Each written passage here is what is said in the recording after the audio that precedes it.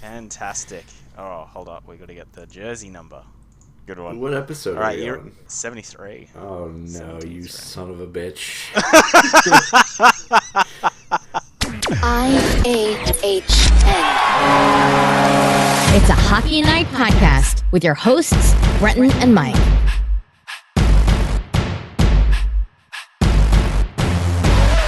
Hello, everyone, and welcome to the It's a Hockey Night podcast. My name is Brenton, and I am joined by the Jack Johnson to my Drayden Hunt, Mike. How you going, Mike?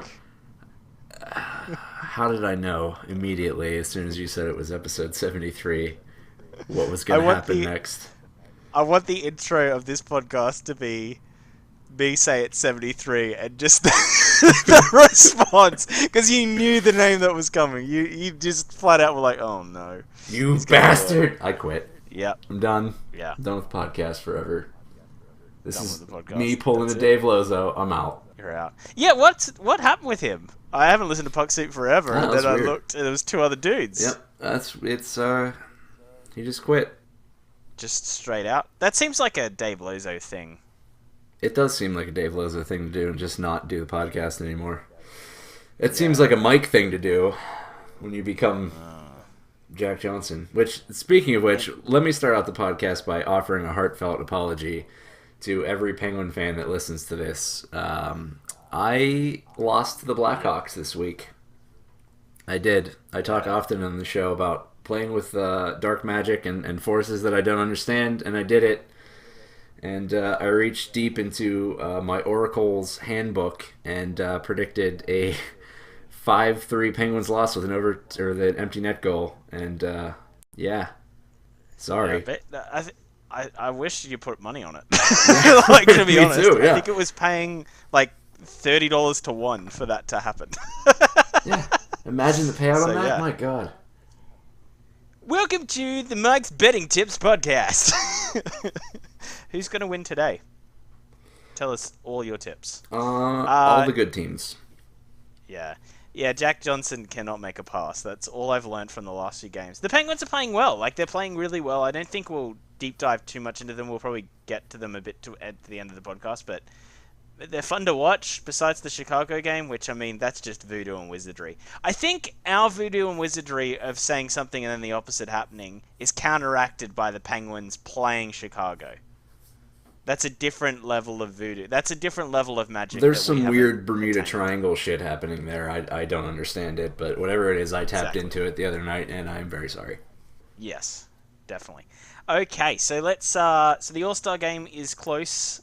We've got jerseys. We've got a vote right now for the last man in, which, oh my goodness, is that just... Who gives a shit round 2? To be fair, I have been voting for Chris Letang and Zach Parise for the last 5 nights in a row.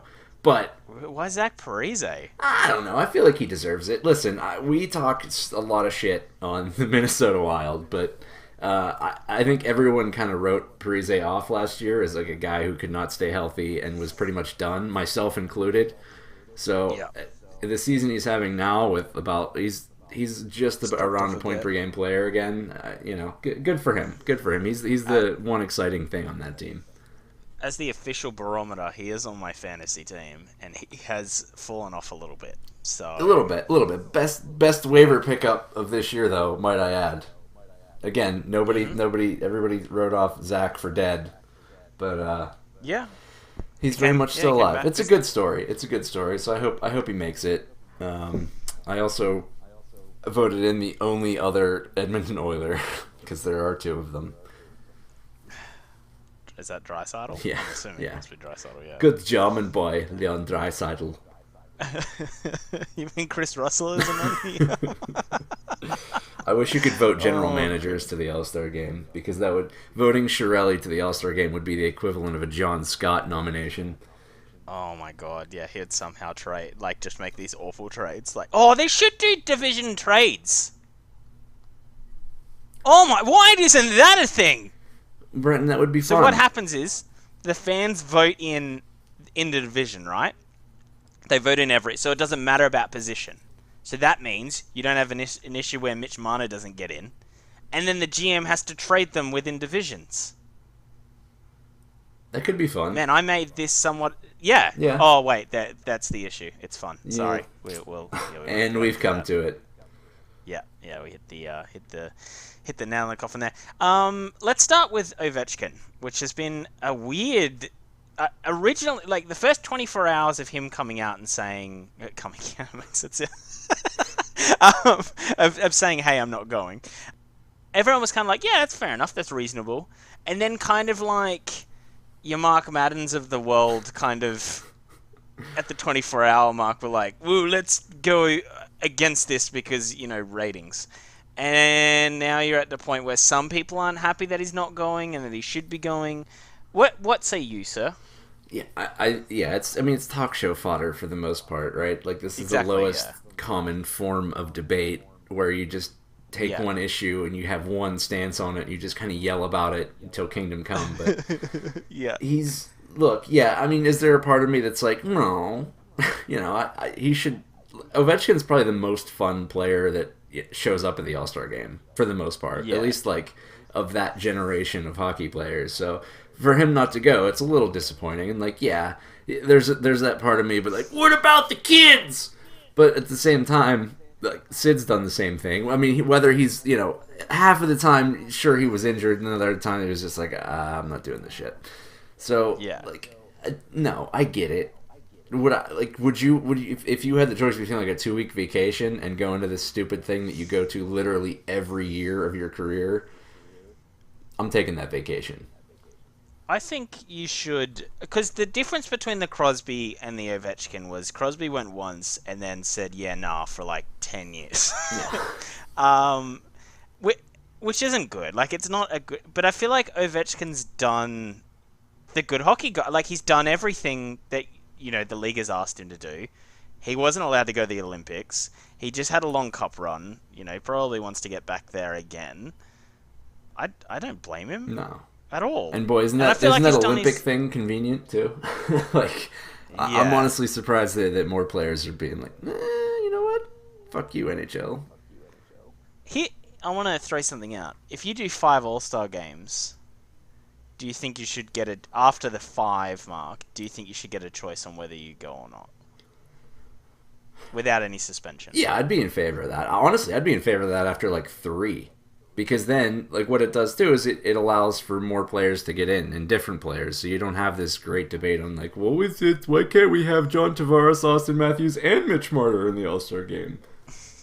It's not our fault that our team has so many All-Stars. Right. Yeah, I mean, you don't have to have this debate every year of, like, all the snubs and everything, which, just turns into it develops a whole life of its own every year, and, it's just a real hard 2 weeks to get through as a hockey fan. Like, we can only talk about it so much leading up to the thing. Nobody watches it as it is, so why do we care about it so much? The 4th of January isn't exactly noted for the news that's coming out, so usually, this is what we do. Typically. We pick apart. Yeah, we pick apart something and go rabble for a bunch. Unless Jim Rutherford's trading Matt Barzal for David Perron. Oh, yeah. Is that happening again? Not to my knowledge, but I haven't been on Twitter today. Thank God. All right, let's move on to, since we last were here, there was a trade between the Blackhawks and the Edmonton Oilers. Well, obviously it's a bit old news, but we will touch on it because what the F are the Oilers doing? Trading for a healthy scratch, is that not what all-star general managers do? Is that bad, Brenton? Yeah, it's usually not good, especially seeing that Drake Caggiula, like, in the game, because I've watched 2 Blackhawks games. Obviously the Penguins won against the Flames this week, and Caggiula, although it's not going in, he's looking pretty good. Like, he's getting involved in the plays, and I just immediately was like, man, that's a player they're going to regret losing. The kid did play with McDavid, but then again, so is Zach Cassian. So, He's got feet. I don't know about the hands, the finishing ability. He reminds me of Dominic Simon in some aspects of his game. Probably not as good of a playmaker, but there's an NHL player there, I think, maybe. Yeah. At least a guy that isn't going to hurt you in your lineup. No. Now, Brandon Manning, though, I don't... Yeah. again, like he couldn't make the Blackhawks decor. What are you gonna do with him there? Like Yeah. I don't mind the Petrovic. I don't mind that, like especially for what they gave up. I mean, the third's a little bit high, but they need D, right? And there's obviously a bit of value there for them. I can see it.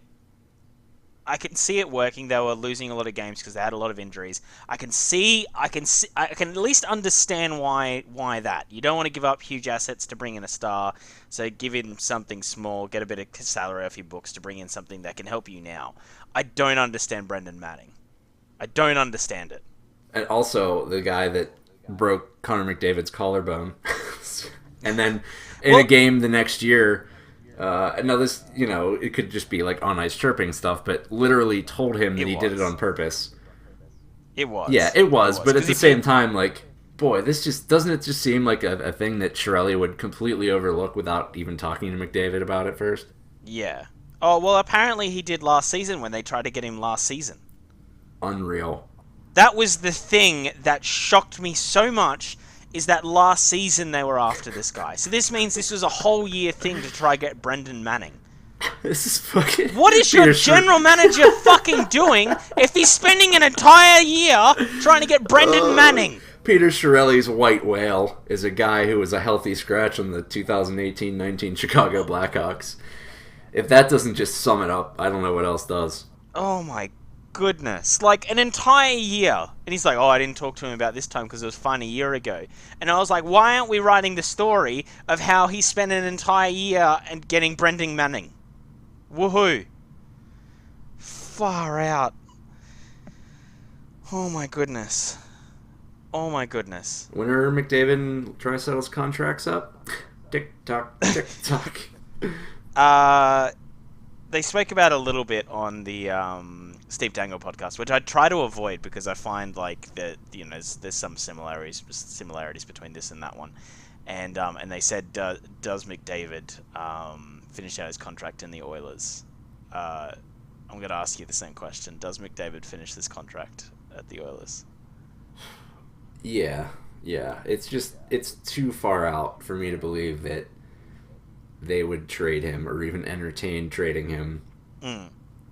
I could see an Eichel-like situation come up where instead of...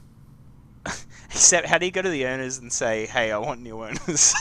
Right. Well, that's the problem. Like, this extends far past the general manager. Yeah. And there's talk about them bringing back Chiarelli next year. Like, that he might not even... Like, I've heard a few different things. One, that he does not have authority that he had last year. Like, if he wants to make a trade at the deadline, he has to run it by ownership. But at the same time, like, Daryl Katz has some crazy-ass ideas about what a good hockey team is himself. So can you trust that that's even a good thing? And then I've also heard that Chiarelli, like, without question, will be back next year. Like, I have no idea. Like, this could go sideways quick. I mean, it's already, like, the team itself is just atrocious. Like, Cam Talbot can't stop a puck. They have nothing back there. I mean, McDavid literally drags this team into overtime losses and just picking up points here and there like breadcrumbs every other night. Like, that's the only way that they get anything. I just can't imagine how long he's going to do that before he demands something be done. But you raise a good point. Is Katz going to even listen? Like, what's going to change? Yeah, I just picture like Draisaitl and McDavid are the Hansel and Gretel of the NHL, like picking up the fucking. It is like. You're the best player on the planet. Why, like.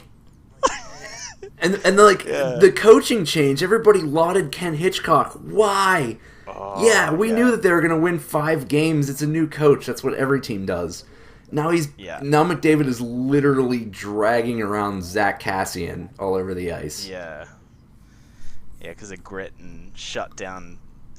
What was the word that really alarmed me in the Chiarelli interview when he made the trades, where he pretty much, which I've never seen a GM have that much of an interview to bring in like an 8th defender before, because usually it's like because usually he gave up nothing, right? And you're like, I just a bit of depth for a playoff run, where like so he has this interview, and he's like, "Yeah, we still need a shutdown defender," and which really worries me because I always think now, especially in the last 5 years, like shutdown defender is code for like someone who's shit. And so, if you want to get rid of Jack Johnson, you are calling Chiarelli. Yeah, daily. aren't you calling him every day? But like that, Jim Rutherford doesn't do that, right? Because he likes both teams to win or some weird grandpa-y shit. They have Leon Draisaitl on the third line right now with Tobias Reeder and Alex Chiasson. Yeah. That's probably their best line. If you remove McDavid from this whole situation, their best line is their third line. Because the second line, let me tell you right now, my friend. Instead of Ryan Nugent-Hopkins playing on McDavid's wing, where they had, they were just putting up ridiculous amount of points per game every game this beginning of the year, Nugent-Hopkins is now playing with noted boat anchor Milan Lucic and guy they're about to trade, probably Jesse Puljujarvi. Yeah. It just, man, has somebody checked on Mike from Scuttlepuck recently? Like, how have you done this for the last 4 years since you've had McDavid? I think he's just... Yeah, my favorite thing is he stopped being a Montreal Canadian fan because of this shit. Speaking of voodoo, Mike, who did you piss off in another life? Oh, Lord. Yeah, man. I don't know what's going on there. Yeah. Don't worry, Lucic only has 5 more years. Did you say 5 more years or 5 points? Because both are true. I mean, they need to... The thing is, they need to mix up the lineup, because at one point they had McDavid, Draisaitl, and Nugent-Hopkins in the same line. What else are you going to do? And the rest of the team was like, who the fuck cares? It's like, you know how...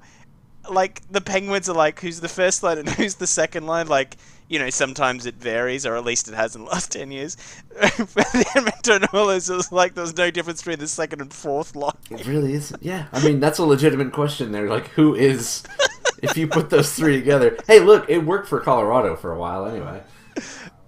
Yeah, for a while, and then, yeah. But, it's just not happening. Darnell Nurse is having a goodish year, too. He is. And it's just no one else is helping. Well, Oscar Klefbom was really starting to kind of find his form again, and he's hurt again. Yeah, and he's So getting injured.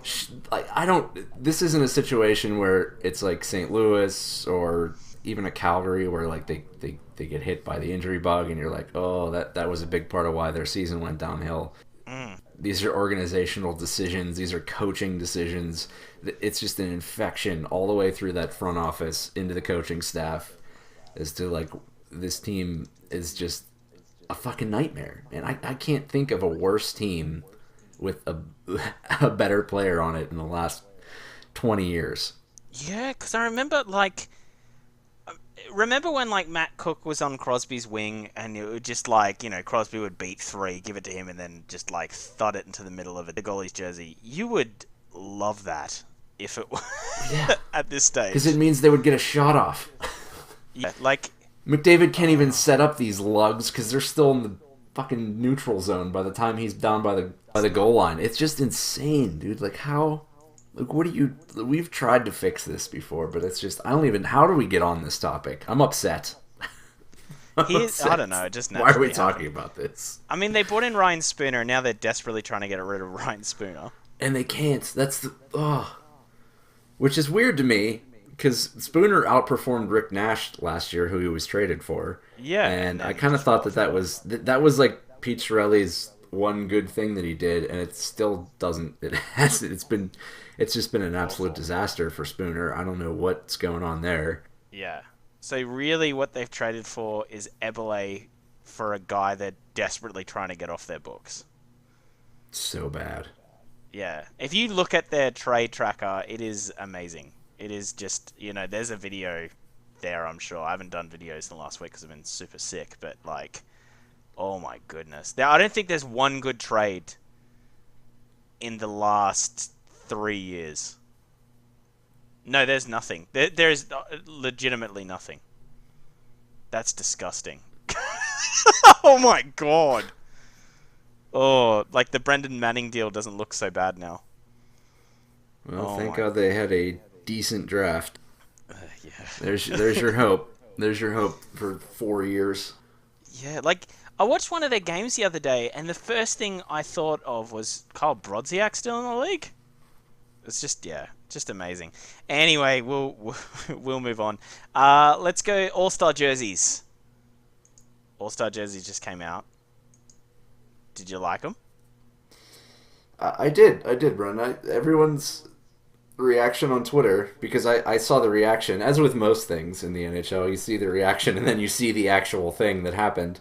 There was a lot of complaining going on, which is totally out of the norm for hockey fans when the NHL unveils something. Yeah, we're not jaded at all. But I actually like them. Yeah, I don't like the video of them. No, it's kind of weird. All underwater, yeah. I mean, it's a little, they're greenwashing it a bit, but it's cool that they're using like upcycled materials and et cetera, et cetera. And I like the black and white thing. I think it works better for some logos than others, but it's much better than the horrid, like weird neon Technicolor jerseys that we've had for the last 10 years. So I'll take it.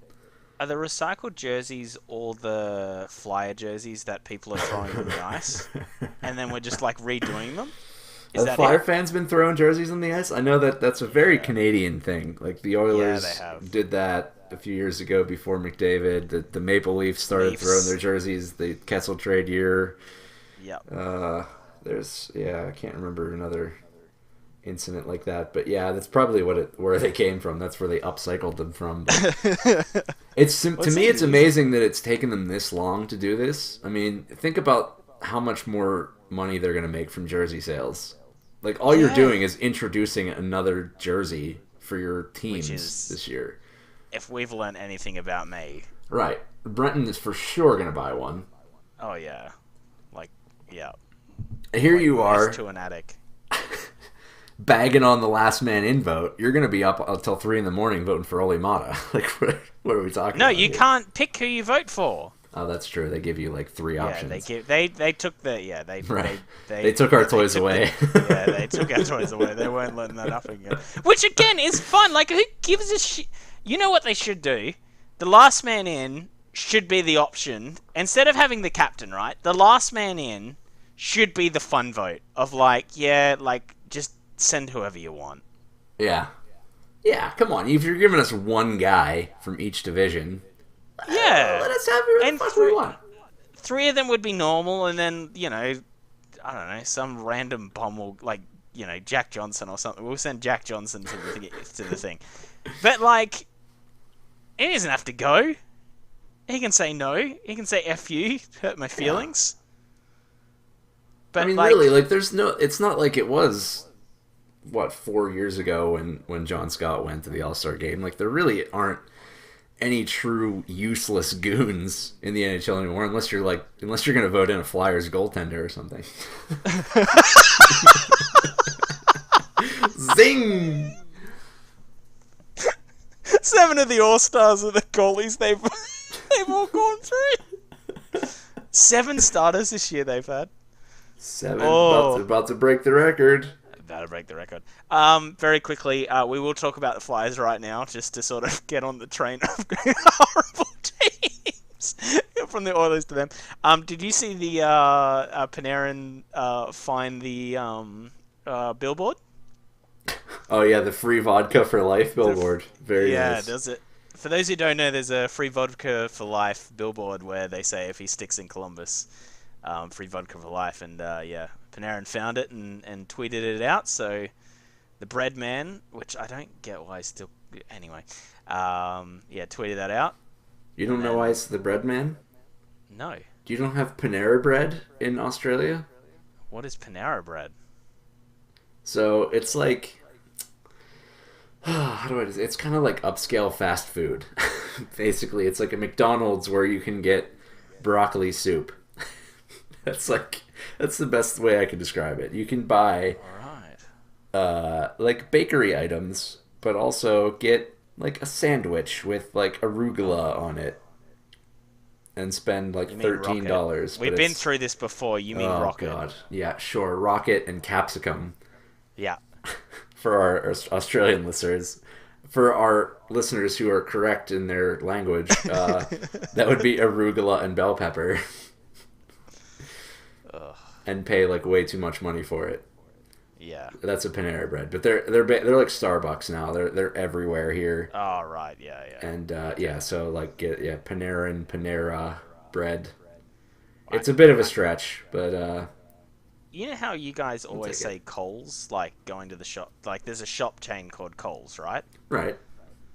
What do they sell there? It's like a department store, right? Yeah, it's like a department store. It's clothes, mostly clothes. Okay, so we have a supermarket chain called Coles, spelt Coles. So whenever I heard it on TV, I just thought I was like, oh, I didn't know they had Coles over there. Oh well. And yeah, the other day I saw the actual spelling of it when someone was typing it into Google in a movie, and I was like, oh my god, it's a completely different thing. Yeah, listen, I couldn't tell you how to spell it right now. I know there's a K. I think it's Kohls. Sure. We'll go with that. It definitely come from LA. There's no way it has not come from LA, because it's always weird. It's like Coles. Oh my god, it's so bad. It's the worst spelling I think I've ever seen. Yeah. Anyway, let's move on to the Flyers, who are currently sitting second last in the NHL. A lot of people, including yourself, tipped them to win the division. I had them in third, I think. So I'm not gonna. So I can't. I can't talk too much. I will eat a bit of crow, but not as much as you. Well, yeah. part of my prediction came true. They had to call up Carter Hart. It's not that they called him up. They had to call him up because they're at goalie number 7 at this point, starting. They're going to beat the record. We just reached the halfway point over the weekend, yep. And they're already at 7. Like, there's no way that they don't.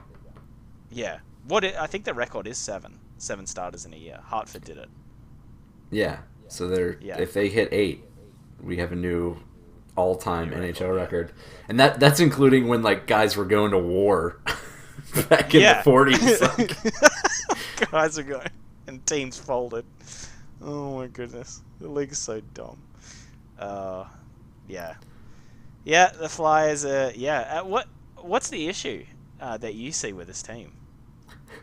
Well, they're last in team save percentage at 87.8. So yeah, that's a big one. Their high danger save percentage is 78.3. 8-7. Yeah. Yep.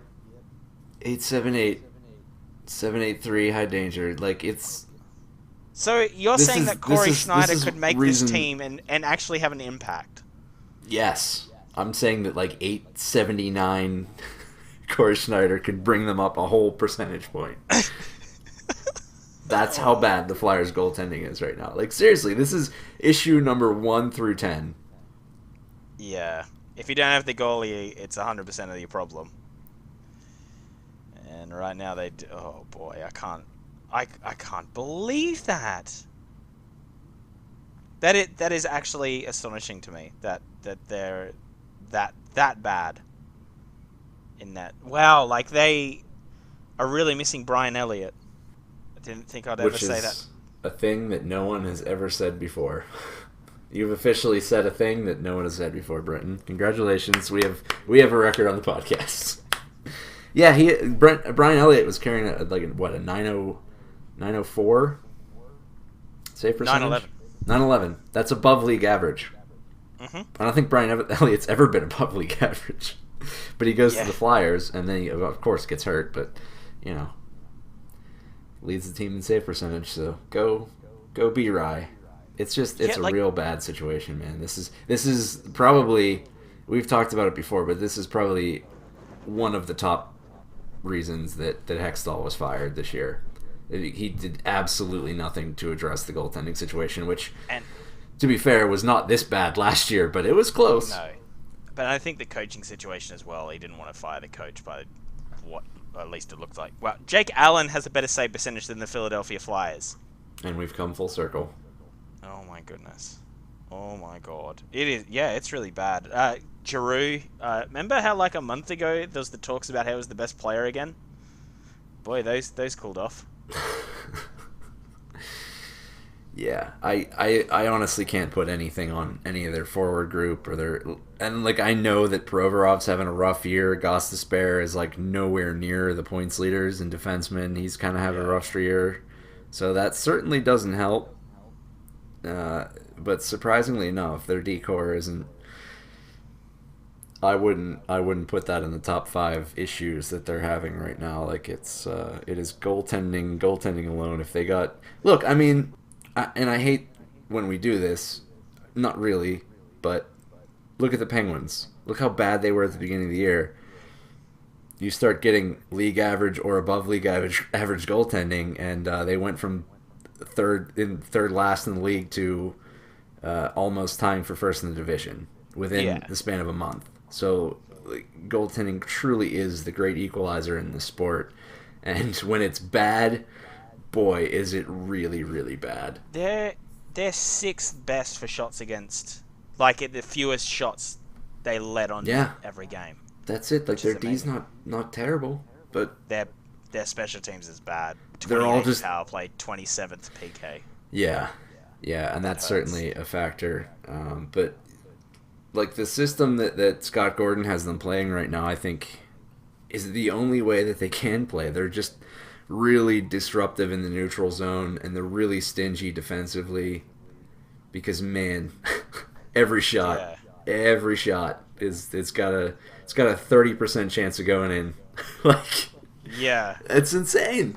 How do you? I mean, Carter Hart's been better. Like Carter Hart's he's been pretty league average, but if you're expecting that kid to be anything more than that this year, boy, that's tough. And they are. It's already the pressure. Oh, you just know they're running him out of town. Oh, it's so good. It's so good. I love it. I love it that they're going to run him out of town. Like sands through the hourglass. These are the days of our lives. Like, there are 14 teams with a power play above 20%, which is really, really high. And the Flyers are at 13. Yikes. Yeah. Double yikes. I wish I could say I feel sorry for them, but I don't. Well, I mean, listen, you got this going for you, Philly. You are not the team with the highest goals against per game. They're second. That honor goes to our good friends up north in the Ottawa Senators, who are sitting at 4 goals against per game. Yeah, we had Colin on the podcast, obviously, on the weekend, and I said, like, what's the biggest issue with the Ottawa Senators? And they're like, oh, they've let in more goals than any other team. Oh, there was another. Yeah, that's right. There was another one that I didn't listen because I wasn't on it. So yeah, what's the point? Yeah. What's the point in that? Yeah. Yep. But no, it was good. It was good. He went through a lot of the advanced stats. Colin's a good guy, so I think he's good. Do you know he's up for like Blogger of the Year in Ottawa? Yeah, he's doing big things. Yeah. Unfortunately, now this podcast has definitely sullied his name. He'll be all over the papers. It's a scandal. Brenton has ruined any chance of Colin winning this award, so very sorry. We've ruined yet another career. Apologies go out to his family. We're at the mid-season mark, the mid-year. My name's Mike, actually. What? What the hell are you on about? My goodness. You said we're at the mid-season mark. I said Mike. Yeah, oh, Mark. Okay. Oh, yeah. come on. I was like, what does mid-season have to do with... Okay, yeah. All right. But So, I didn't realize you had a kid in the last week, but the dad jokes are out. Let's go through some award predictions and see where you think it's all gonna land now, because it's really hard at the start of the season to sort of do this. It's a lot of like, oh, let's make some predictions, and when the one of them's right, we'll beat on like hell. We'll write about that one thing. But now you can make a bit more of an informed decision on who's winning what. So, let's go through it, shall we? Let's do it. Let's start with GM of the Year. Such a pointless award. It's pretty much... It's not like the coaching award as much, but it is kind of the runner-up coaching award. It's like which team kind of did okay, and there was one trade where they didn't get... It's pretty much a GM that made the playoffs that they weren't 100% sure they would, and they didn't get fleeced in any trades. Yeah, this would be a lot cooler if it was like an every 5-year award, but we can't do that, right? Because we have to self-congratulate every year. Yeah. Listen, it's going to come down to Steve Yzerman and Kyle Dubas. For sure. Probably Dubas, just because he got Nylander done, and then depending on what they do at the deadline, it's a race to the trade deadline between Yzerman, or sorry, it's not Yzerman anymore, no. Between Dubas and Julien Brisebois. I'm going to throw out a name. They made a pretty big trade in the offseason. They got rid of Dougie Hamilton because, I don't know, he looked at paintings one time. But Lindholm has gone gangbusters. The trade has worked out. They're overperforming. What about Brad Tree Living? Oh, Bradley living in a tree. Mm-hmm. That's tough, though, because he also signed James Neal to a ridiculous contract who has 7 points in, 45 games. Yeah, but playoff grit. Playoff knees and elbows, oh my. Yeah. Oh. I mean, I think he's probably up there. I think with Tree Living, it'll be like a Drew Doughty Lifetime Achievement Award for the last 4 years that he probably should have been higher in the voting. Yeah. Okay. All right. Yeah, I can buy that. Which, side note, I just saw an article today. It's probably Twitter fodder, but it appears that Dougie Hamilton, museum boy, might be on the move again. Yeah, no, he is. Yeah, that was the big thing on a lot of the radio stuff this morning. Was he's on. Looks like, yeah. I must have gone to another museum. I didn't know there were that many goddamn museums. He's such a good defender, and he would have been on 4 teams in 2 years. Yeah, I'm not buying character issues there. Not yet, anyway. I don't know. This is when something like this happens. I just think he's like a weird guy, and the teams that he's been on have had just super toxic cultures, or they're just a mess. Like Carolina is, or like Calgary was, and I think if he lands in a good team with a winning culture, boy howdy, look out. So where can Museum Boy prosper? So we need a team that isn't Broy. Come on down to one of the first natural history museums in the United States of America. Pittsburgh, PA, hosts of 3 different types of museums within city limits. I was thinking Pittsburgh or San Jose. Yeah. I mean, if or Columbus, Evil Kane number 2 can. There? Yeah, that's true. Maybe New York. There's just far too many museums to get himself into trouble. But a DC maybe. There's a lot of the Smithsonian's are there. If you were just a brief side note, with Panarin, if you were trying to trade him, because I was just thinking you could move him to Carolina, wouldn't you want his agent being like, oh, why don't you just pop out there that he's interested in these 4 markets and just add a team that you're trying to trade him to? So then there's a bidding war when he's a free agent, and then you can fleece that team for a trade. Oh, I think that collusion. I think it is collusion, but I think agents do that stuff from time to time, where they just kind of will throw something out there to somebody, they're a source for somebody, and they'll throw something out there we've got offers from these teams, because you see that shit all the time where Friedman or Dreger will say something like, oh, I've heard Dallas has talked to Calgary about such and such a player, and then Jim Nill comes out and is like, we never had any conversations, I don't know where this came from. You're just leveraging one guy. Sagan's horseshit. By the way, Jamie Benn, boy, that guy's a selfish lover.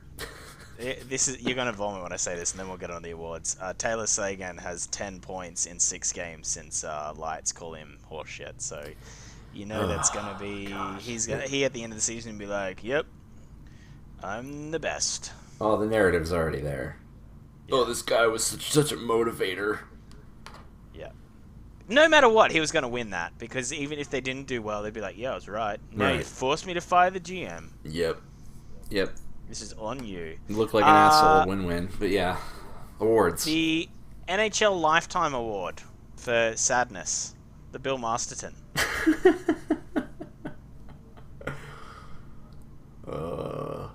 I want to put Mark Stone forward because he had to play with Ottawa this season. Oh, man. Or just a goalie for the Ottawa Senators. Like, honestly, that's a good question. Like, there really is there a story this year? I know this sounds bad, but no one's gotten cancer this year, so that's usually what it is like right, the guy that's sick or is has somebody close to him that's sick. I'm sure there's a player. I think anyone's. Well, here we go. I'll go back to Minnesota. Zach Parise. That's my nomination. What about Chris Letang? That's another candidate. Mm-hmm. Or any of the... Can we just nominate all of the Ottawa Senators? Matt Duchene, if he actually signs an extension there. Yeah. No, he's not. Those last I read, that conversation has stalled, funnily enough. Oh, well, that's weird. Yeah, that's odd. Do you know they had to... Colin told me this, and this is how bad their finances are. So they won't be able to afford... Because he's like, they won't be able to afford Mark Stone. And I was like, oh, surely they'll find some money. The NHL made them pay performance bonuses ahead of time because they have zero confidence that money will be in a bank account in 2 months. Yikes. Yeah. Yep. Yeah, when Melnick went to Dorian and gave him like $5 million max cap for Duchene, when he came in his camp with that offer, I'm sure the talks stalled real quick. Yeah. Oh, but it's gonna be great. We can do 2 Fern interviews. I mean, that just prints money. Oh my goodness. The Vezina. Who wins the Vezina? Boy. This is a tough one this year. It has been a rough year for goalies. Rough year. Man, Easy if he keeps this up.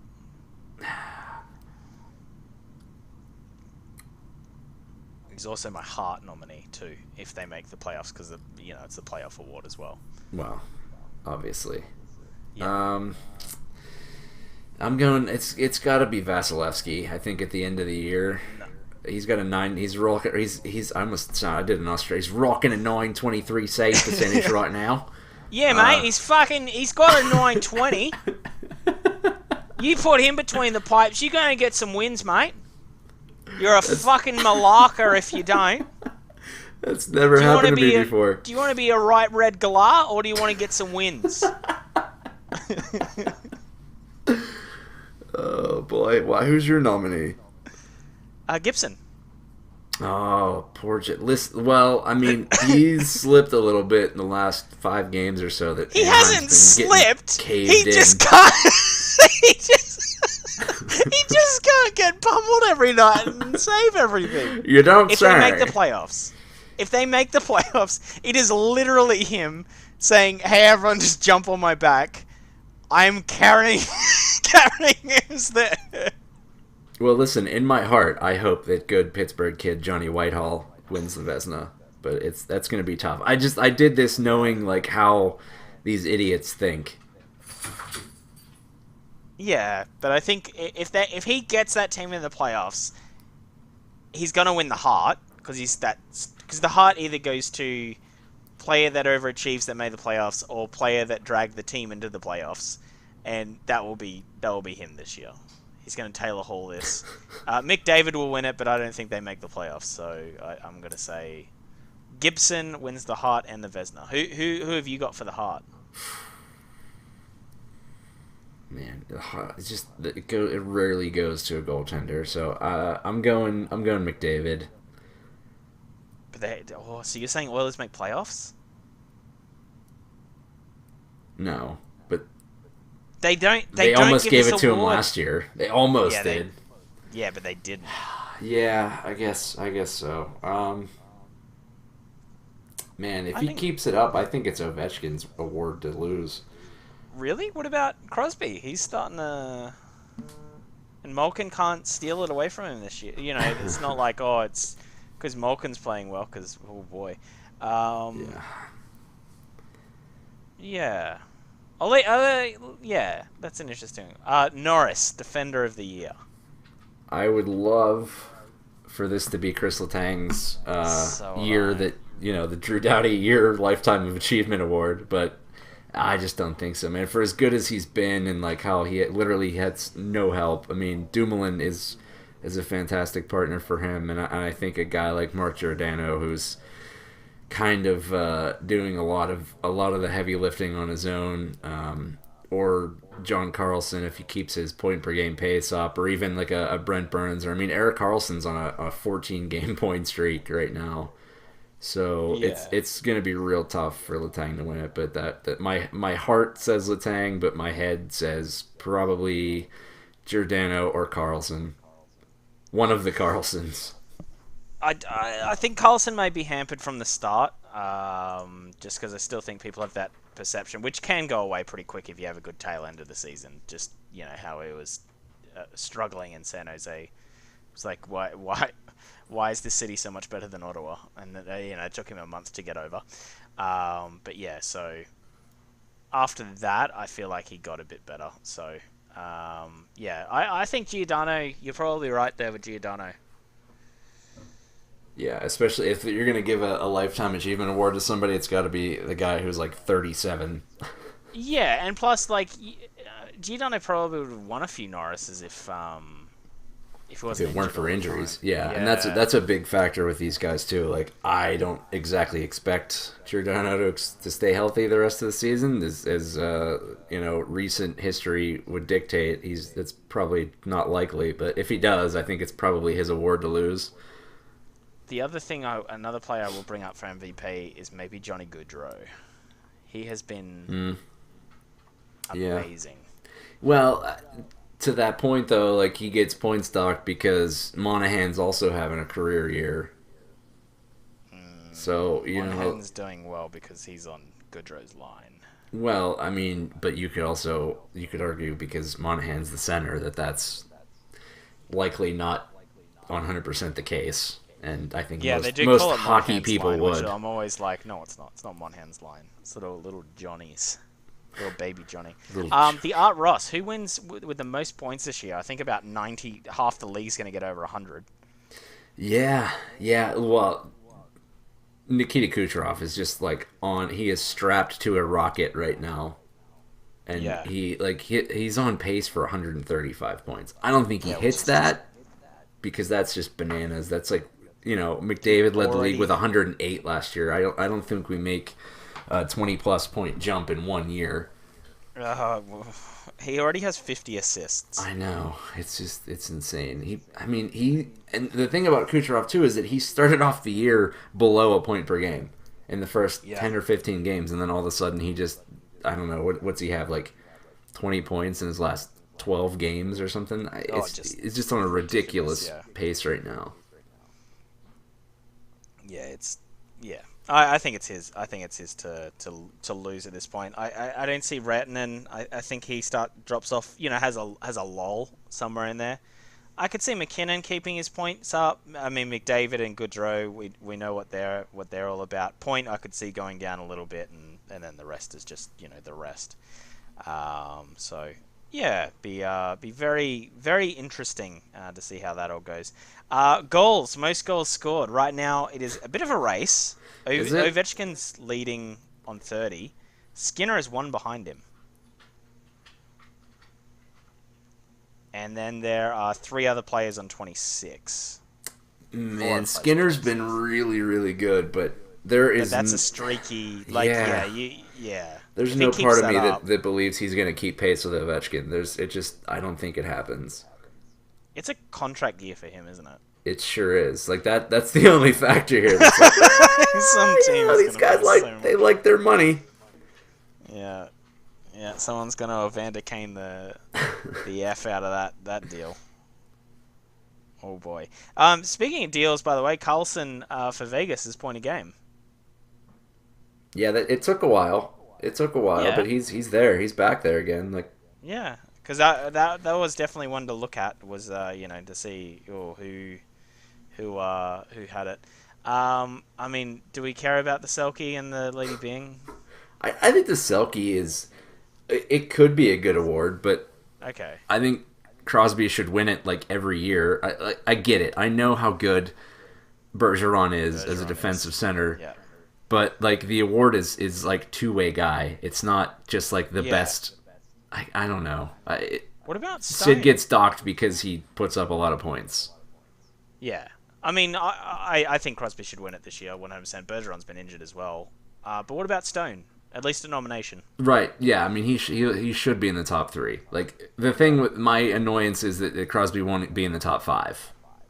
Because he's Sidney Crosby. And that's like, he's just going to get outvoted of all these awards now because of one ridiculous thing or another. But, yeah, I mean, that's like the thing that I think he should win, but won't. It'll probably... It might go to Stone. It really might go to Stone this year. It's a tough one. It depends on if Bergeron stays healthy the rest of the year, because, like, recency bias plays a huge role in these things since they don't vote until the season's over. And, the second half of the year will dictate a lot of this. So if Bergeron stays healthy, it's kind of... they should just rename it the Bergeron Award after he retires. Well, it was like the Datsuk Award for years, and then... Right, yeah. But, like, who the hell remembers James Selke? Or whatever the fuck his name was. And what is the Lady Bing Award? So it is the most genteel player. It's the award that no NHL player wants to win. Because it's like the guy who played it's like basically the lowest penalty minutes. Like Ryan O'Reilly usually wins it. So that's so I thought who that won it because again. usually it's the most points for the lowest penalty minutes, right? Yeah, it's the combination of those. Yeah. I have an interesting one for you that currently fits that category. With 2 penalty minutes, this player has 26 points in 34 games. So he hasn't played the whole year. But he's a bit of an asshole. His name is Patrick Hornquist. Oh my gosh. How fantastic would it be if I know. The Lady Bing? My God. I know. Oh well. That's oh boy. It's a weird one, isn't it? Braden Holtby would have a fucking meltdown in the middle of the theater in Las Vegas. Oh yeah, like that. This is bullshit. This isn't fair. Oh my goodness. Yeah, that'd be pretty funny. Okay, so where are we at?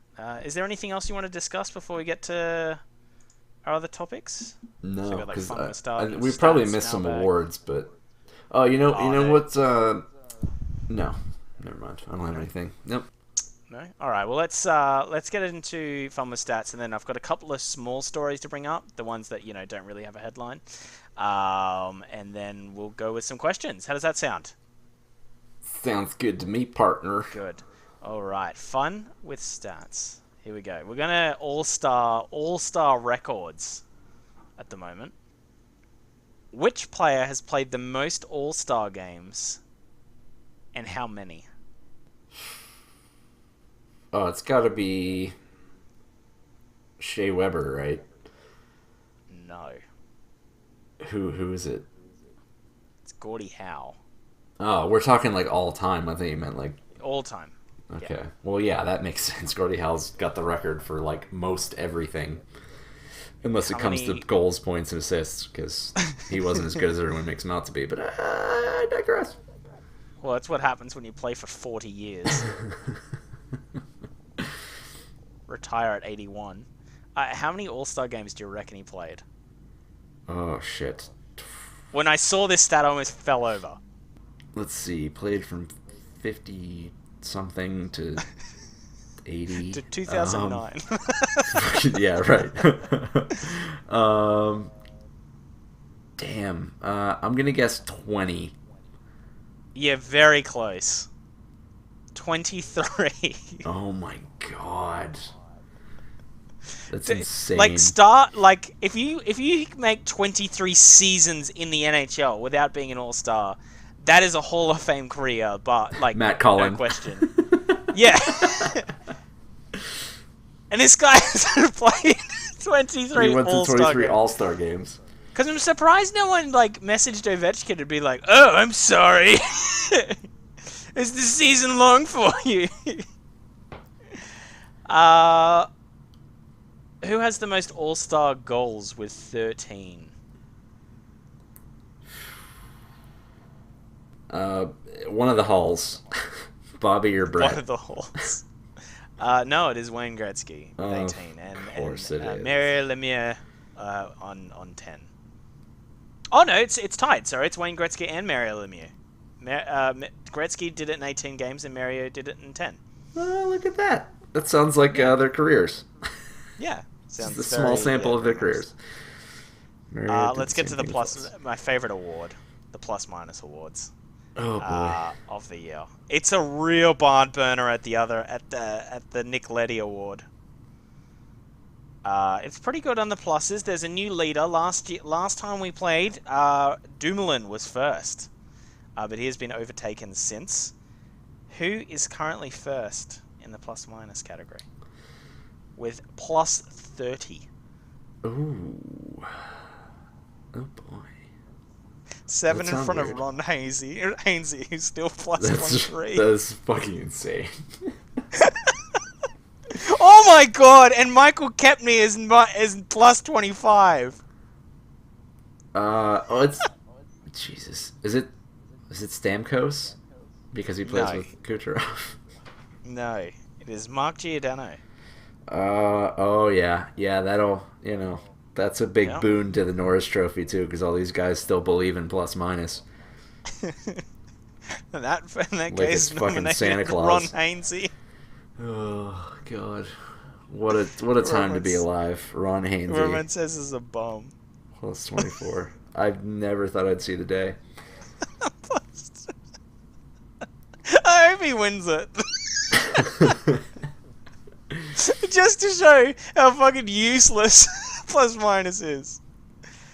Oh my god. The minus award.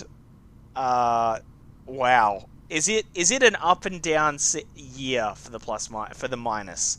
Everyone wants a Nick Leddy award. Everyone's really keen. I think there was a lot of flyers sort of in the mix. A few people have said nicer.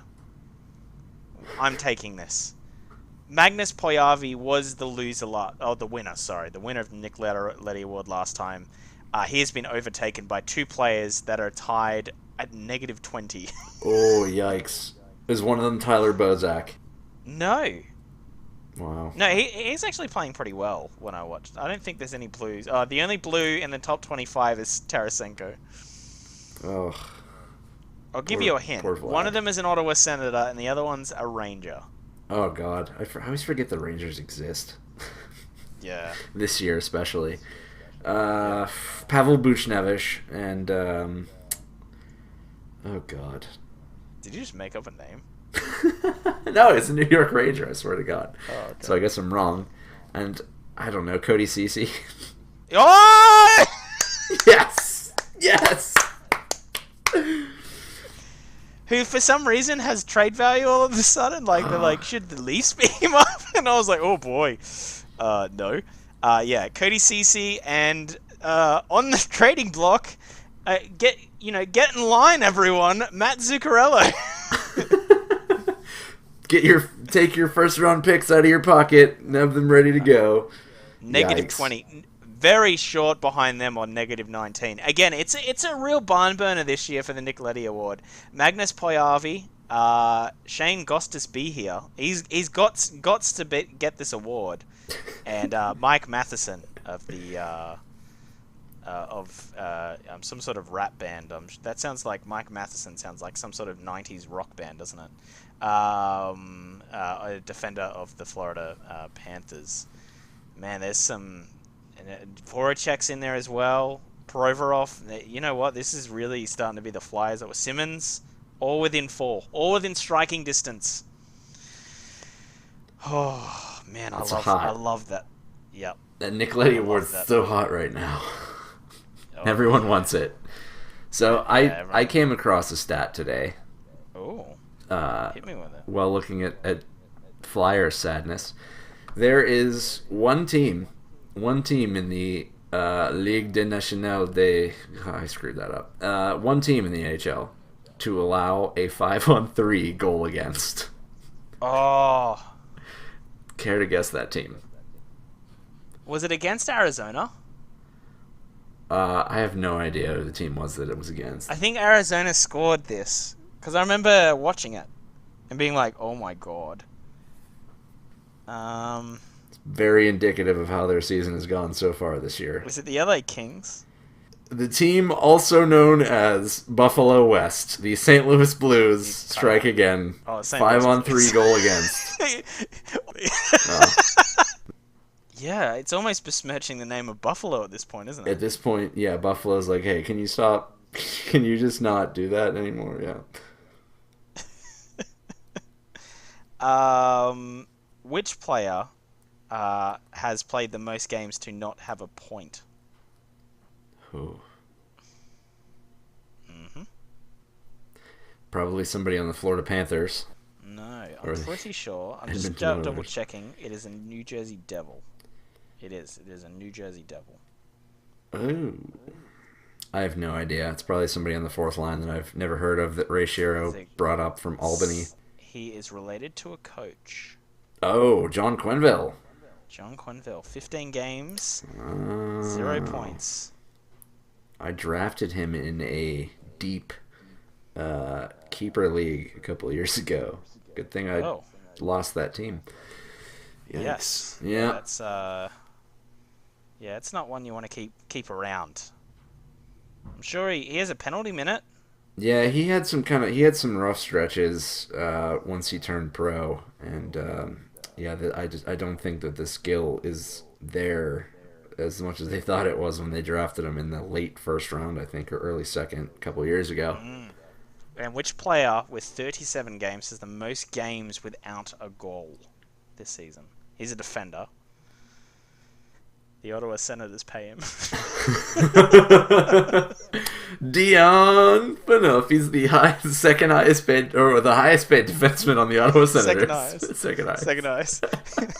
Nick Leddy, award-winning Cody Ceci. He's the highest paid. Oh my god.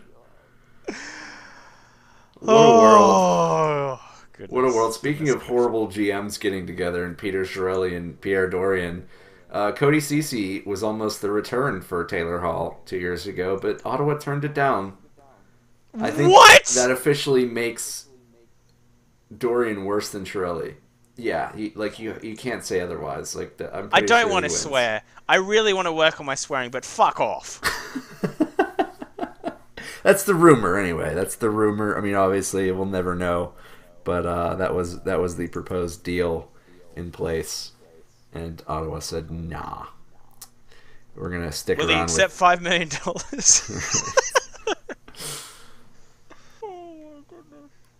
NHL GMs know what they're doing, Brenton. I think I'll listen to the guy who's actually in an NHL job, okay? Yeah, it's not great. Shall we go to Mailbag? Let's hit it. Hit it! Was it Twitter, was it mail? No matter what it is, we'll never fail to get the answer over to you. 'Cause we're the professional question answering crew. Did you log into your emails yet? You want I me had to to give you look at 5 or Facebook. 10 We got minutes? questions on Facebook this time. Oh, that's right. Oh, by the way, yeah, we already announced that we have a Facebook, but Facebook. if you didn't know, now Please you like know. it. And YouTube. Yeah. All right. This is from Vincent. He wanted me to use the name Vincent. His name is not Vincent, but he wanted me to use the name Vincent because it came up with his full name on Facebook. I think that's the only issue with Facebook. So he was like, "Can you just read this out as Vincent?" And I said yes. So, yeah. Okay. Cool story. What up, dogs? DAWGS ? Happy New Year's in 2 hours. Because I refuse to believe in time zones, so about a month ago, I thought, wouldn't it be funny to buy Brenton a Marta Minnesota Wild jersey with Marta spelt wrong? Oh my. You'd still rock it. So I love how you're like, you'd still buy it. Yeah. But then I thought that's like $200. Too much for a really bad joke. No, you can buy it for me. Especially since some of the money would support the most hated of states, Minnesota. Hashtag screw the Gophers. So point is, what's a non-hockey charity you guys would like to instead donate the money to charity each of your likes? It's $100 for Mike's charity and $100 for Brenton's charity. I'm explaining this because I'm super drunk on New Year's Eve and can't understand what I'm saying. So don't worry. I plan on donating idea while sober, so you can go through with it. I will have a caveat that we will go through this if you can respond in your drunk and say that you want to donate again in your sober state. Then we're happy to do that. But who would you pick? Like, out of curiosity, what charity would you pick? There's certainly a lot of great charities. I mean, probably Children's Hospital of Pittsburgh. There's a charity that I cannot remember the name of it that actually donates to women's shelters, something like that. Well, that's usually my go-to is the homeless shelters or women's shelters. By the way, guys, if you do want to do some good and you don't have heaps of money, if you go to the homeless shelter website or the women's shelters website, they usually have a grocery list on there that just shit they need, like cleaning supplies and like nappies and things. If you go just get that and then drop it down, like they are so thankful, and that way like you're doing some good. You kind of, I feel like it's better than just giving money online. Yeah. So that's always something that you can look at, and I found like it doesn't matter where you live, like it seems to be the same format everywhere. So. And that's what we do here. We sometimes just fill out a whole grocery list for them and go there. And then you're not donating stuff they don't need as well, and you're not just giving them money and you don't know what's happening to it. You kind of feel like, like you're doing something good. And they thank you in person. That's really the reason you donate, is to make yourself feel good, right? Yeah, it's all about me, typically. Yeah, exactly. It was odd, the New Year's thing this year, because like it was New Year's for you guys at 5 p.m., me on the 1st. So everyone's like, Happy New Year's, and I was like, guys, that happened like 18 hours. That was like a year ago. Jeez. Yeah, guys, get like with the times. So I found that very odd. But anyway, thank you, Vincent. If you do want to go ahead, then yeah, that would be great. But yeah, it's entirely up to you.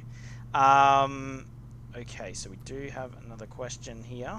Sorry, I'm logging into my emails now. Oh my goodness. Don't. Oh my god, what is that name? Oh Jesus. Well, you struggle with Australian internet. I'll read the lone Twitter question from this week out. Yep. This is from Daniel. The 1919 Stanley Cup Finals featuring Seattle were canceled due to the Spanish flu. Seattle is now coming to the NHL. Does this mean that the world will once again be struck by a pandemic killing tens of millions of people? If so, how will this affect the Leafs? We can only hope. I mean... If there's a team that you don't want to win a cup just for the smugness of how they'll remind you that they won a cup 40 years on. Insufferable. The story itself is fantastic. Like, there is a small part of me that's like, I'll be glad for the moment it happens, and then after that, I think I'll quit watching hockey altogether. Because when the Western Bulldogs won it, the football here, proper football, not throw the ball, and then if you're the Browns, hit the post twice. Ouch. Which, by the way, I've been into NFL this year, and it has been a good season, unless you're like the Steelers. Unless you're a Steelers fan or a Bears fan. Yeah. But there's been some close games, so... But, it was... the Bulldogs' drought was 56 to 2016.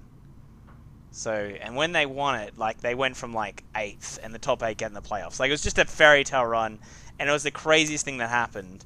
And so, and, like, it's a super poor team, so that's why... And that's usually why the stories are so good, is usually the team is like this dirt poor team that just has one weird season where they win it because... And then they go on to their mediocrity of being poor and shitty. It's like Carolina Hurricanes, they're just poor and they're crappy, and they're not going to win it for another 60 years, and eventually they might win it again if they're still there. Otherwise, they might move back to Hartford. I'm pretty sure that was a trial to see if more people at Hartford would tune in or something. But the issue is like the Leafs are a rich team. They're a wealthy team. They're not an underdog. Yeah. This isn't like shit. misfortune that's happened to them. Like, oh, the poor luck of this small team that just kept on going, and the fans just kept showing up, and they were so loyal to the team no matter how bad they were, and how much the poor owners couldn't afford good players. Yeah. They're the richest team in sports for 50 years, and they couldn't put together a team. Like, that's the issue. Yeah. When the Canadian dollar was awful, and every other team was like struggling just to field a lineup. Like you look at some of the Flames lineups in the 90s, and they're not good. Even that run that they made in 03 was just odd with the team that they had. Because they just couldn't compete with the Canadian dollar and like no cap. Same with Edmonton. Like all of those teams really fell off a cliff. But Toronto didn't. Like Toronto was still competitive at that time because they could afford to play all those players. They just haven't been able to win. So I don't think it's an underdog story there. Even though I'm pretty sure the question was about Seattle and the Spanish flu or something. I don't know. It's Daniel. What do we expect? But yes, I mean, at that point, we just hope that the Spanish flu comes and just wipes us all out, because then we can just chant that the Leafs have never won and will never win ever pretty again. Much is... I mean, we had Sidney Crosby come out with a growth on his neck and then say he didn't have the mumps. So right. I think that's how it would spread. Sidney Crosby will get it and he'd be like, no, I'm not sick. And then just Spanish give it to flu, every I don't know other what you're team. talking. There's just mosquitoes all over his face. I've never been bit in my life. Start speaking in Spanish. I really don't know what the symptoms I don't know what it does, because, hey, kid, remember, vaccinate your kids. Yeah. No, autism. Oh, God.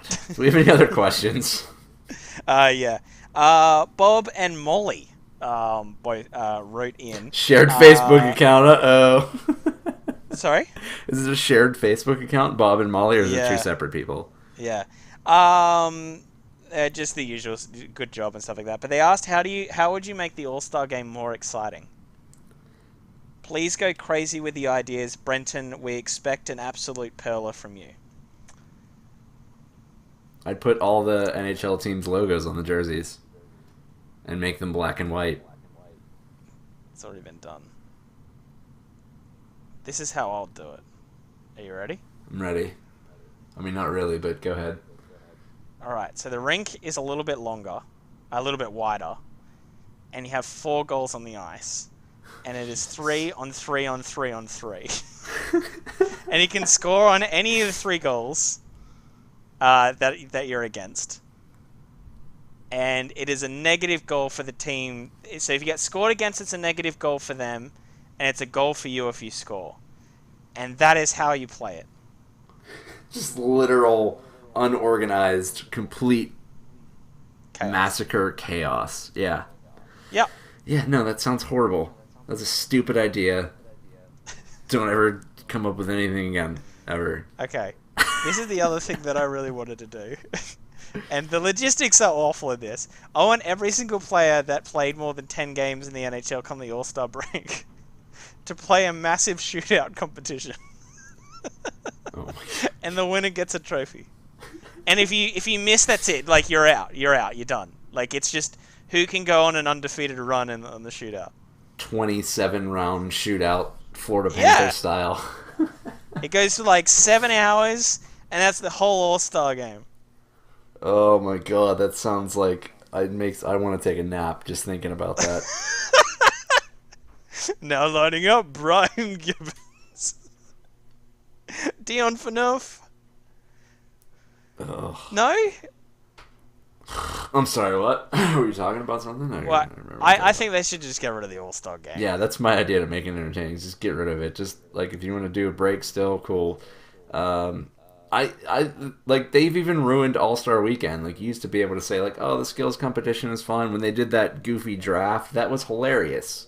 Yeah, because that's, like, the whole point of the All-Star game, right? Is that, like, the fans get to see the players' personalities more. They missed a really big opportunity there. This is what they should have done for the draft, and I think you could bring it back doing this, and I think everyone would sign off on it.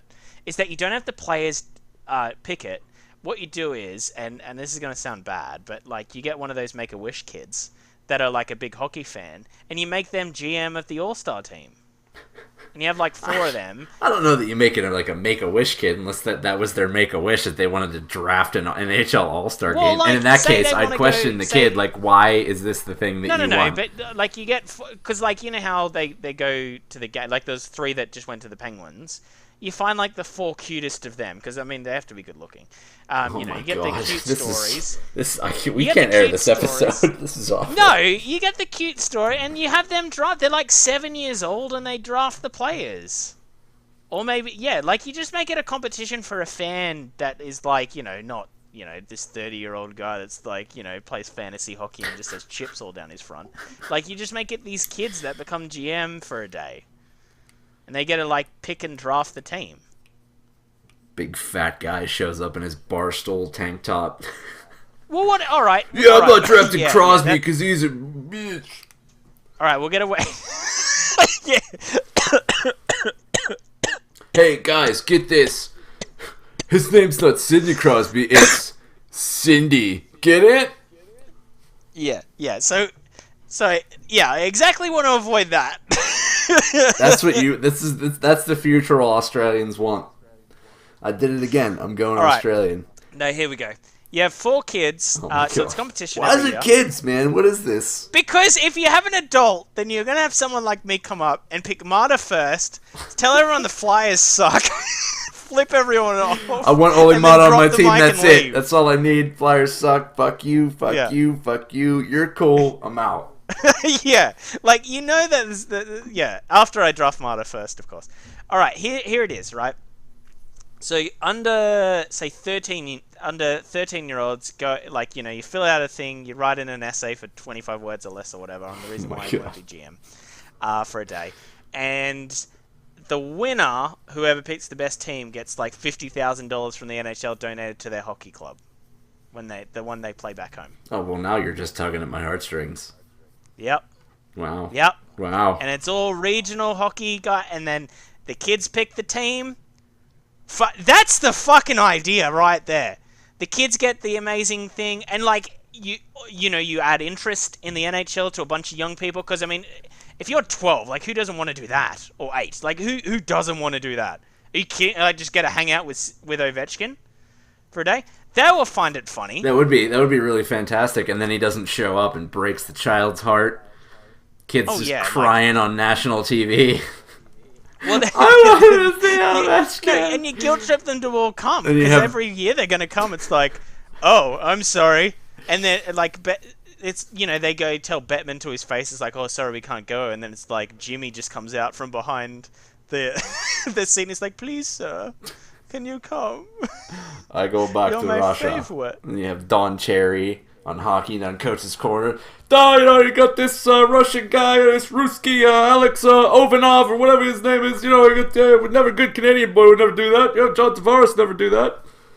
Yeah, Sidney Crosby wouldn't do that. Dan Karinsky pointed that out. Right. He's never missed an All-Star game. No. That definitely never skipped because of injury. No, since 2017, he has not missed it. Right, yeah, he's just been coincidentally injured every single time. It's weird how that happens. Yeah, it's weird. Takes his 1-game suspension and away he goes. Yeah, what do you think about that? The kid, and then the winner gets money donated to his regional hockey team. I like it. I like it a lot. That's very like on brand for the NHL too, with the whole craft hockeyville and youth hockey programs that they have. That they would actually do something like that. Yeah, and you tune into that. Yeah. Here's my thing though. Here's what I want. I want every all-star team from every division compete every year to play in the finals against Team North America. They just keep bringing back Team North America every year and put them in the all-star game, whether we have a World Cup or not. 23-year-olds. It starts off as the under 23-year-olds, and then the team stays identical, and then they're playing like 70-year-olds. Yeah, it's good. It's Austin Matthews, Nathan McKinnon, like 50 years from now, still playing the NHL All Stars. That's what I want. Give it to me. I don't know how you. But maybe instead of doing divisions, maybe the All Stars should be Canada, America, European, and under 23. Just like a little mini Olympics because we don't get the real Olympics. Is that what you want? But you still make it an all-star thing, but it's, you know what I mean? Like, instead of having division categories, do they think that ruins it? But then it's not like an all-star thing because then we're gonna have an even bigger discussion about all the Canadian snubs, and boy, how do you do it? I just not want to hear about that for 3 weeks. Yeah, you're right. Yeah. I don't know why I started saying "boy howdy" all of a sudden. That's weird. Anyway. Yeah. America, no, you're right we there. have Eichel, and we could fit a nice all-star team of Americans, Matthews, and maybe have Kessel. Right, 1 or 2 snubs. Who else is Like there? Dylan Larkin. Gibson. Yeah, I mean, there's Gaudreau, and boy, yeah, there's not enough Americans in this league of that tier. Oh god, no. No, they're 100% is not. I've got one more email to go through. KL Whittingham writes in. Once it loads. Oh boy, Jesus. Good afternoon. I was wondering why the NHL has not abolished fighting in the league. As it seems down in the last few years, it seems silly that they keep it in. I'm curious to see what Mike thinks of this. Really good work. Enjoy, the usual sort of compliments we get. I am the smartest, so I can understand why she would want that. I think it's the sexy voice. It must be. You want me to read you the answer in sexy voice? You would think that fights were down. But already we're on pace to more than double the fights from last year. Yeah. For some reason. I have a few theories on why. Let's hear it. What are your theories? Do they have anything to do with Olimata? No. I think the goons are out of the league now for the most part. Like, you don't have your Colton Orrs anymore. Right. And that kind of was a bit of a deterrent, I think, to fighting. Like, if you're a Zach Aston Reese, you don't want to fight Colton Orr. You die. But if you want to fight someone else that's kind of like you, Colton and you're trying to keep instead. your spot.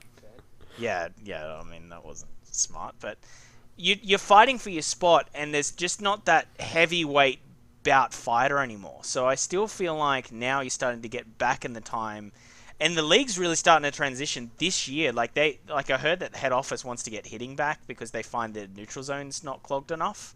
So I was like, oh boy. But they're definitely going backwards from what the IIHF are doing. I feel like you're going to see way more fighting now because you don't have the big heavy set goons anymore. So people are still battling for the spots, and I feel like you're going to start to see these Tom Wilson hybrids come into the league that are, battling for a spot, can fight and can score some goals. And I just think too, without the goons, people were kind of able to get away with things without much chirping or without many issues, where now teams are starting to answer for that. So yeah, I think fighting's going to be up again for the next couple of years. Well, I don't know. It might go up, but it was never a deterrent. It's never, we've seen examples. I mean, McDavid just got boarded the other night, and he's playing with Zach Cassian, and for a reason, and they did nothing to prevent him getting completely smashed face first into the boards and almost broke his collarbone again. It's just never been a deterrent. It's part of the fabric of hockey, and I think what we're seeing now is just players with more skill continue that tradition on. They're continuing the cultural aspect of fighting in hockey just because it's something that's always been there, and they just feel like it's just, now it's just up to the next generation. And like you said, there's an aspect of guys trying to hold spots down that are fringe NHL players. I don't think Aston Reese is necessarily that, but he is, the Penguins do have 19,000 bottom six forwards. But these guys don't want to be fourth line forward. They want to make an impact. Yeah, but And that you can't like always do that on the scoreboard. No, but it doesn't do anything though. Like I mean, No, I know sure it for doesn't. some I'm getting in their head, coaches, Bob. for some coaches it does. I'm sure, like a Ken Hitchcock maybe. Maybe you put a guy who fights up with Connor McDavid just because you still think that that's how the league works, and like I'm sure some of the players do too. Some of them are really dumb, but like just the point is that like it's just part of hockey culture that it just won't go away because these guys have grown up with it, and like the goons aren't there, but it's still a mentality that has to be bled out of the game, and like this is just I think a part of that bleeding process where it'll go away eventually. Like the league is trending smaller and quicker. Like fights just aren't going to be a part of it. Like we're just seeing a lot of it now because if officiating it's been its fucking worst it's been in years. It's so bad league wide. They're just let shit go. Like that McDavid play I referenced happened right in front of was it Wes McCauley? I don't know, but he literally watched it happen and just his arms stayed at his side the whole time. Like we're just seeing so much more chippy stuff going on. Like the slashings, the stick infractions are just at an all-time high, and they're just not being called. So like I don't think things are going to boil over to where you get a Zach Aston Reese hits a teammate and then automatically has to fight as soon as he comes out of the penalty box because it's stupid, and it's fourth line guys like Colton Sevier have grown up with hockey like that. That's just how it is going to be bled out. Like these guys are just going to have to retire. I think I have two schools of thought on what you said. One, I think fighting used to be a deterrent. I don't think it's as much now because there aren't goons. Not that I think the goon role was needed, but I think it was a little bit of a deterrent. Like it is, like when I play hockey, if there's a big guy on the other team, like that tells me to shut up. Compare that though. I'm like I don't want to. There's just you just cannot convince me. There's just no circumstantial evidence that it's ever been a deterrent, unless we're talking about like I think it's a bit. Dave Semenko literally beating someone to death. I think it is a little bit of one. The issue is now. The issue is with the rules that they have now. Until they change them to bring them in with like, if a guy, like you still get rocked if you pass the puck, and then if you have your head down, how dare you have your head down? How dare your fault? Fucking idiot. Like that's the general consensus of the league right now. Until they change that rule, you can't get rid of fighting. It's like the only way that it governs it some way, which is dumb. Like, don't get me wrong, I think that's stupid. I feel like you can make a few rule tweaks. No, that's the thing. In this league, so fighting isn't needed. Right, because officiating is so bad that the players have to do it themselves, and that's the only way they know how to do it. But like, just like how many guys have the Penguins employed over the years that were just straight up goons? And like, how many times has Mark Stahl stuck his stick up Sidney Crosby's ass and had to get decked in the head by Brandon Dubinsky and shit like that? It's so dumb. And it's like, the thing is, it's never been the goons. It's always the fourth line chippy assholes, like you said, like a Colton Sevier, that are battling for more minutes. They want to make an impression. Like they know that they have no skill, so all they can do is try to be a team player by punching someone else on the other team in the face. Yep. And with the current rule set, I don't see how you can get rid of it. I mean, if you just call the rule book, that's how you get rid of it. There are rules in place now that say you can't hit an opposing player in the head. I don't mean the rules against fighting. Like, I'm saying with the current rule book, I'm not saying like the rules against fighting. I'm saying the rules with hitting. Like, with that whole thing, like you said, it's so set up still for this league to be self-governed by the players. And like, if the refs have to get involved, they will. Like, that's the general consensus, is that like, if you make us make a call, we will, but like, don't make us do it. We don't want to. Which is so dumb. So I with the way it's set up, with this self-governed bullshit, like if someone, throws a pass away, has their head down and counts to 2 Mississippi, they can still get hit. And it'd be legal. But that's that's interference though. But that's the thing, they just don't call it. Like, the rules are in the book. Like, you cannot hit a player in the head. You can't hit a player late. You can't board a player. Well, you can't do all these things. Like, those are rules in the book. The headshot rule is in the book. That's one of the more recent rules. From, like, 5 years ago, we were dealing with these concussion lawsuits starting, and, like, these guys literally having to retire because they were going to die, like Mark Savard. Yeah. It's in the rule book, but they don't call it. They don't enforce it. They don't penalize enough. No. So they allow it to be self-governed. Like, there's... Yeah, that's the... They just... they officiate it in a way that it's... like, that's the only thing that's what happens. Because that's all the players have ever known. Like, the league doesn't officiate for entertainment value. It's a completely inward-facing league. Like, the NFL is always outward-facing. They're always researching other leagues and what they're doing, how they're made. Because, I mean, it always comes down to money. But, you know, they're looking at the highest entertainment value, like what people want to see. Do you think the NHL puts any money into that kind of research? Hell no. No. They have their built-in contingency. I mean, we've seen the arrogance. Like, how many lockouts have they had under one commissioner that, like, just have no fear of going into another one because they know people are going to come back? Yeah. It's not a sport that translates well to broadcast. I think it could be better. But, again, they've never put the money into it. They've never done any research to say, like, what do the fans want to see on TV. They know that it's a sport that people it's an experience. It's a destination. You go to a hockey game. Like, that's the point. So they have no fear of this stuff. They have no thought outward of how they can be better or do things better. This is just a complete navel-gazing bullshit spectrum that we're on with the NHL right now. And until we get a new front office, a new commissioner, a new deputy commissioner, none of it's going to change. We're just going to keep getting horrible all-star games with dumb jerseys and no Olympic participation. Oh my god. I'm done. Thank you for coming to my TED Talk. That got bleak. We definitely need more. Do you know what they should do for the broadcast? Have like a glowing puck so we can track it a bit better. Have robots. You know what? Here's the thing. We get Stan Lee, right? Oh, Stan Lee's dead? Okay. How about Jack Kirby? Oh, no, he's dead too? All right, find me some guy who draws. Todd McFarlane. That's great. We can have a robot, like a robot superhero for every NHL team. How cool would that be? That's what the kids love, right? That's what hockey fans want. Yeah, that's my 5 years done. But no, you're not. They are so tone deaf to concussions that it is scary. Like, the people that are like on the lead of these councils, like, can't get FaceTime with these decision makers because they just they're focused on all these other areas and they just don't care. They really don't.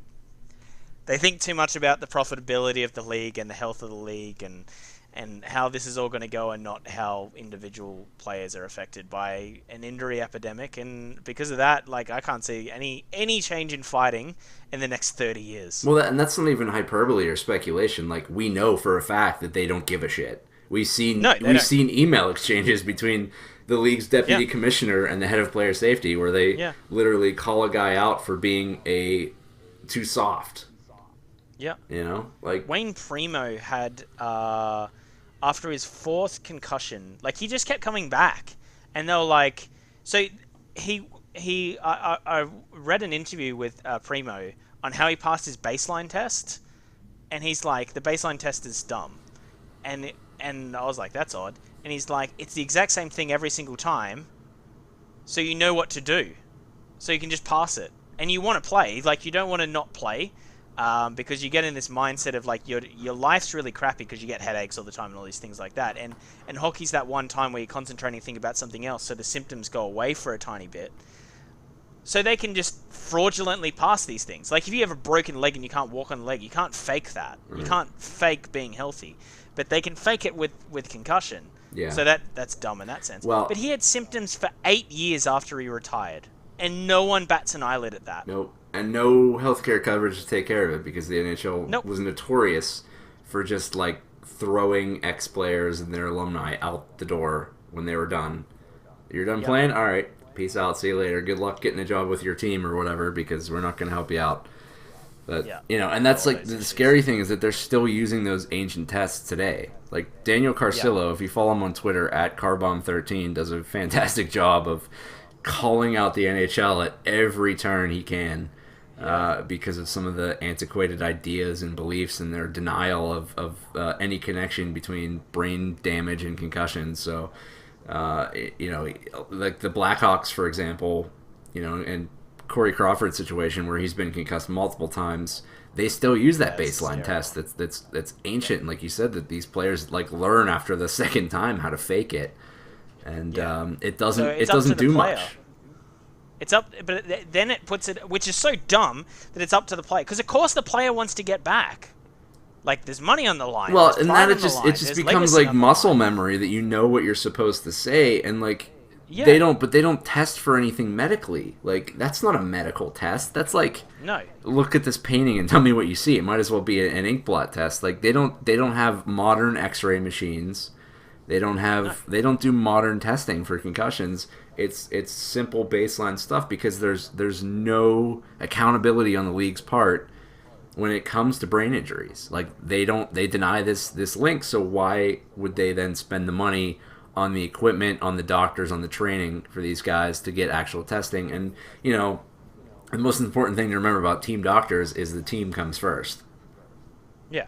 They get paid. That's the team signs the paycheck. So it really is a really, really fucking terrible thing. And if we all looked much deeper into the way that teams run their organizations and the way that they treat their players, it's you wouldn't feel too good every night. Well, the Primo thing, so you know how I said he had symptoms for 8 years?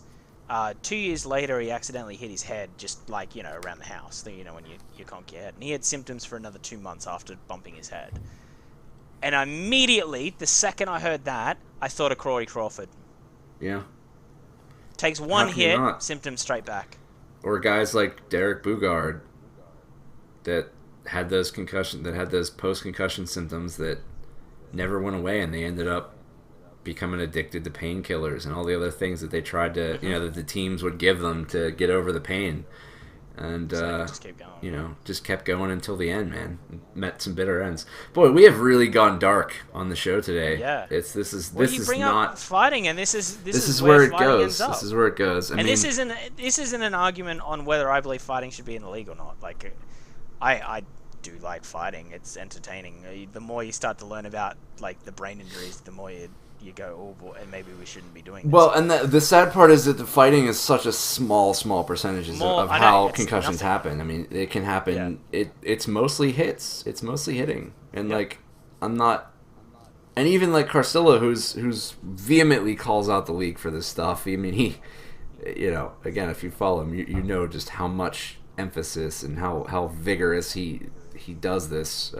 He hates the NHL and the NHLPA for what they've done to their players, but even he's not calling for an end to hitting. It's simply listen, you have to treat this stuff the right way, or these guys are going to deal with this their whole lives, which are going to be incredibly shortened if it's not actually treated the right way. So it's a mess. It's a simple solution, but again, the NHL is when we say that they're stuck in their ways. This may be the greatest example of that. But there's all this, and it's not like they don't invest technology into getting the players back. Carlson did his Achilles, so did Pajot, and usually that in any other obviously my level of hockey is slightly below the NHL, just a fraction. Right. If someone does an Achilles, you don't see them for a year. Floorball Tom Wilson. Yeah, floorball. Oh well, floorball is different. That's professional right there. So, right. Yeah. There's suspensions and everything, as I found out. Season's back next weekend, by the way. I'm already starting to chirp people on Facebook. It's great. I'm making so many friends. What was my point? I was saying something. Oh, it was a really good point too. Oh, I was going to bring it all back. Probably not. No, it was going to be really good. It was going to... the Achilles. Yeah, there's all these technologies into making robot ankles so you can come back from an Achilles injury that isn't a year long in 4 months. and yet there's nothing with concussions, which just goes against everything. It's because it's like, oh, well, it'll affect them after their playing career, so who cares? They just dig their heels in, man. They're never gonna... Yep. This current, as the league is run and constructed today, until something drastic changes, nothing will change. Yep, so fighting will not change at all. It'll be still there is no argument. Like 4 or 5 years ago, when the argument was really getting big, and there's documentaries coming out, and you're like, oh, maybe 2030 there will be no fighting. But I reckon in 2050 we'll be still punching people in the face. Yeah. Yep. Yeah. I would be shocked if my lifetime there is no fighting in the NHL. I would be shocked. I think it's going to organically... It's up this year. Devolve out of the game. I really do. I just think that the modern player is not built or set up in the hockey that they're watching. There's not fights. I mean, they've eliminated it at every other level of hockey. It's just they haven't. Yeah. Where else is there fighting? They can only fight 10 times a season junior. Otherwise, they get a suspension for a game. But there's which no they just go over all the time. no fighting in the queue. There's barely any fighting. And the dub was always the WHL was always the notorious one for this. And there's barely like the fighting is down everywhere else but the NHL this year. And I think it's just an anomaly. I think it'll organically devolve out of the game. I reckon you start to see junior. People will see the Tom Wilson blueprint and go, I can do that. God, I hope not. That's the last thing that any sport needs is another Tom Wilson / Vontaze Burfict / I don't know what the basketball equivalent is or the baseball equivalent, but those two are bad enough. The baseball equivalent is just steroids. It's true. All the steroids. True enough. Though if you ask Nate Schmidt, that might translate to hockey too. Hey, he didn't do anything wrong. It was in a pool of water. It was like 0.1%. It was an accident. Oh, yeah. It was like a grain of sand. Yeah. Yep. Sorry, I'm just gonna sniffle my nose for no reason. Yeah. Certainly don't have any problems. Whenever I read hockey books, there's always a story of a player that they knew that went to rehab for cocaine and alcohol addiction. It's weird. Steve Montador was in recovery when he passed from cocaine. Aren't any of them drug tested? Very, very sparingly, as we found out. Unless there's like an Austin Matthews has 4 goals in his first NHL game, something like that happens, and they're like, oh, we better trust him. But they generally know otherwise. It's like once or twice during the summer, and that's about it. And it's a very, very small. It's like 14% of players. It's a small pool of players. So good times. That's. I mean, Christ, that's the last thing that this league needs. Is like on top of all the other bullshit, is just more players getting found out with a drug problem or they're on roids or whatever. Yep. Yeah. Well, it's all cocaine. It's not like helping them. Well, it's probably helping them party and then, go to the gym the next morning, but that's about it. Anyway, shall we wrap it up with the cocaine death spiral that we kind of went down at the end? Yeah, that's... We did a really good job answering these questions. I don't think we answered any of them. Happy New Year. Nope, I don't think we addressed a single one. Oh, except for the All-Star thing. That regional hockey draft thing. That was really important. Hashtag professional question answering. I mean, you didn't like my other idea. Well, because it was dumb. The 4 goals. What do you want me to say? It'd be fun. All right. Anyway, so we're everywhere. So you can follow me at GoBrent yourself. You can follow him at sober_Stevens. You can write into the podcast at HockeyNightPod or IAHNpodcast@gmail.com. We have a YouTube channel. Videos going up tomorrow. I've been super sick all week, so that hasn't been happening. But yeah, I've got a few scripts wrote up when I could actually get out of bed. So that was fun. We've got a Facebook where everything goes up there. That's Hockey Night Podcast. It's a Hockey Night, sorry. It's a Hockey Night for the YouTube channel. Is there anything you wanted to pimp out, sir? Oh, Patreon, sorry. Kimberly DiPietro signed up for a $2 donation, and Sophie Leahy upped hers from $1 to $2. So thank you so much. Yay. Keeping the lights on here. Mike Keeping the lights feed on. his dog. I can finally feed my dog. She hasn't eaten in 3 weeks. Thank you. Thank you to both of you, Kimberly and Sophie. Yeah. Yeah.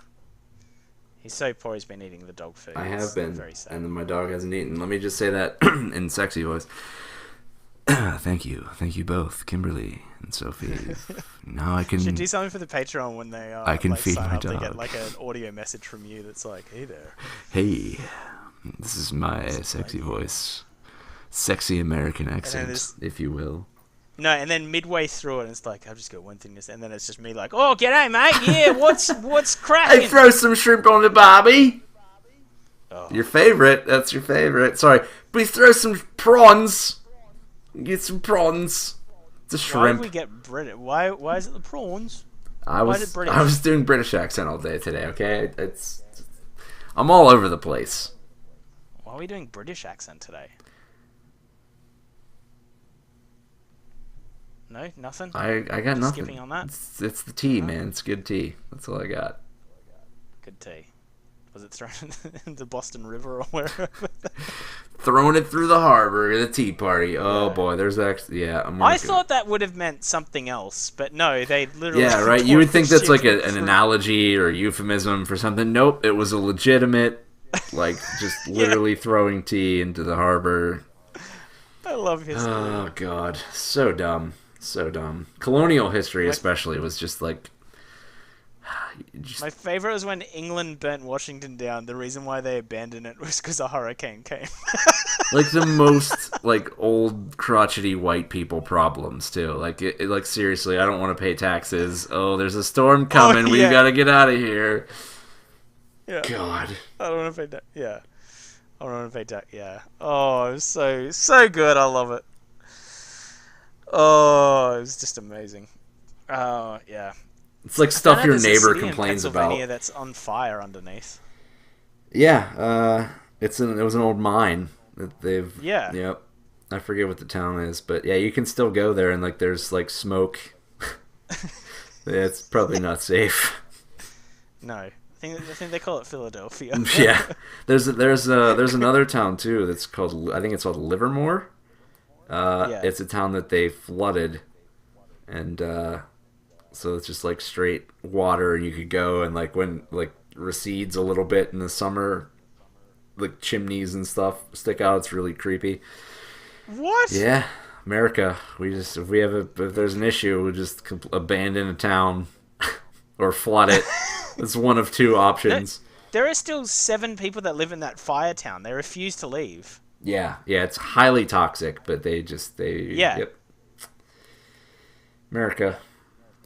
Yeah. The only thing is their houses, they had to sign something that like, because there was like 60 people that refused to leave, and then like the other 40 were like, fuck this. Yeah. I'm out. Like, yeah, I'm not digging my heels in anymore. And then, because they got paid out, and then, the government, there's still 7 people that are like, no, this is where I grew up, where I'm staying. Anyway, guys, thank you so much for listening to the podcast. So fucking weird. What a downward spiral. I don't know. Thank you so much. I'll probably be doing another one on the weekend with a special guest that will be a bit quick. We'll see how that goes. Hopefully Mike can make that. We'll see how the timing all works. Otherwise, yeah. Thank you so much for watching, listening. Sorry. Have a great day. See you and bye. I'm so sad now. I don't know. You gotta say bye. Goodbye.